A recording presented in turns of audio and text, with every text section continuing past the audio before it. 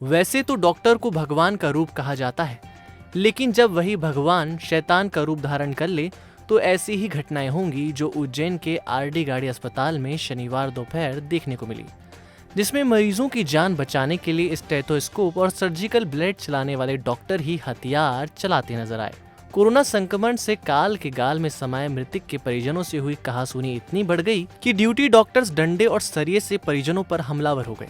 सूचना मिलते ही मौके पर पहुंची चिमनगंज थाना पुलिस ने डॉक्टर्स को समझाने की कोशिश की तो उन पर भी सरिये से हमला किया, जिसमें चिमनगंज थाने के आरक्षक आशुतोष नागर के सर में चोट आई है।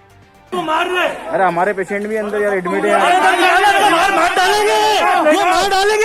दरअसल आरडी गाड़ी अस्पताल में कुछ दिनों से मेट्रो टॉकीज क्षेत्र निवासी कोरोना मरीज का इलाज चल रहा था। शुक्रवार रात अस्पताल की ओर से परिजनों को सूचना मिली कि आपके मरीज की मौत हो चुकी है। अगले दिन शनिवार को जब मृतक के परिजन शव लेने पहुंचे तो उन्होंने शव के सर में चोट देखी, जिससे खून बह रहा था। परिजनों ने इसका कारण पूछा तो डॉक्टर्स कोई संतुष्टिपूर्ण जवाब नहीं दे पाए, जिससे परिजनों ने हंगामा करना शुरू कर दिया। परिजनों और डॉक्टर्स के बीच कहासुनी हुई और नौबत मारपीट तक आ गई। सूचना मिलने पर जब चिमनगंज थाना पुलिस का बल पहुंचा तो डॉक्टर्स ने उनसे भी बदतमीजी शुरू कर दी। जूनियर डॉक्टर्स इतने आक्रोशित थे कि विवाद को सुलझाने में लगे पुलिस कर्मियों से ही बहस करने लगे। देखते ही देखते डॉक्टर्स ने पुलिस कर्मियों पर हमला कर दिया।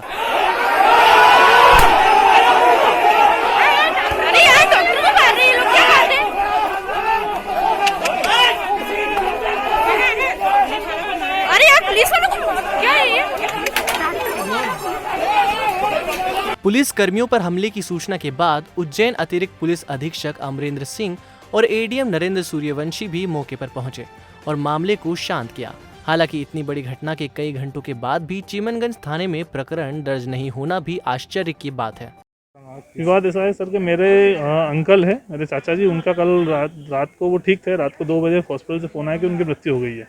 हम सुबह उनकी डेड बॉडी लेने के लिए पहुंचे। डेड बॉडी जब हमने लिया तो कोरोना प्रोटोकॉल को फॉलो करते उन्होंने हमको खाली चेहरा दिखाया। चेहरा दिखाने के बाद जैसे ही वो डेड बॉडी उन्होंने स्ट्रेचर से उठा के गाड़ी में रखी तो वो स्ट्रेचर पूरा ब्लड में और उनके सर से बहुत तेज ब्लड बह रहा था। हमने ये क्वेश्चन पूछने की कोशिश की कि ये ब्लड क्यों बह रहा है, तो उनके पास कोई जवाब नहीं था। उनके जो सीएमओ थे वो बिना जवाब दिए हमको इधर उधर तड़काने लगे। हमने शव वाहन के अंदर जाके देखा कि अंदर भी ब्लड है क्या, कि स्ट्रेचर पर तो अंदर देखा, शव वाहन के अंदर भी पूरा ब्लड बह रहा था। जब हमने उनसे पूछने की कोशिश करी तो उन्होंने आईसीयू का दरवाजे बंद कर लिए और वहाँ पे एक डॉक्टर मौजूद थे जिनसे हमारी काफ़ी कहासुनी हुई। हमने उनसे जवाब मांगा तो अपने हॉस्टल के करीब 80 से 100 लड़कों को लेके आके और मारपीट करने लगे। उनके पास जो भी सामान आ रहा था, हाथ में सरिया, डंडा, ईंट, पत्थर, उससे हमारे साथ मारपीट कंटिन्यू कर रहे थे वो लोग। पुलिस वालों के साथ भी मारपीट? हाँ, हमने वो पुलिस वालों ने हमारा बीच बचाव किया तो उन्होंने पुलिस वालों के साथ भी मारपीट की। आपके परिवार में भी किसी को चोट आई? मेरे परिवार में मेरी 3 बहनें हैं, उन्होंने महिलाओं के साथ भी अभद्रता की, महिलाओं के साथ भी मारपीट की।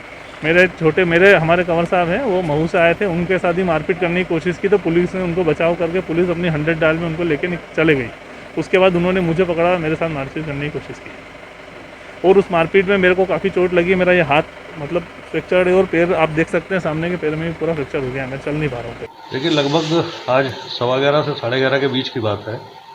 वहाँ कोई कोविड पेशेंट थे, मिस्टर बंशीधर खंडेलवाल, ये मेट्रो टॉकीज के पास रहते हैं। रात को किसी समय इनकी डेथ हुई, परिजनों को इन्फॉर्म किया गया होगा।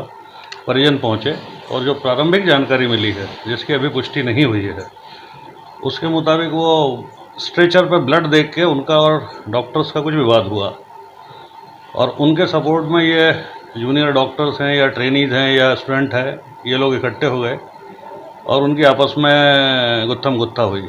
वो इंटीमेशन जब पुलिस को मिली तो यहाँ से भी पुलिस बल गया, टीआई खुद भी गए, हम भी गए, हालांकि मैं बाद में पहुँचा। इस बीच उन लोगों ने मृतक के परिजनों के साथ भी मारपीट की और इसमें पुलिस के एक जवान को भी सिर में चोट आई है।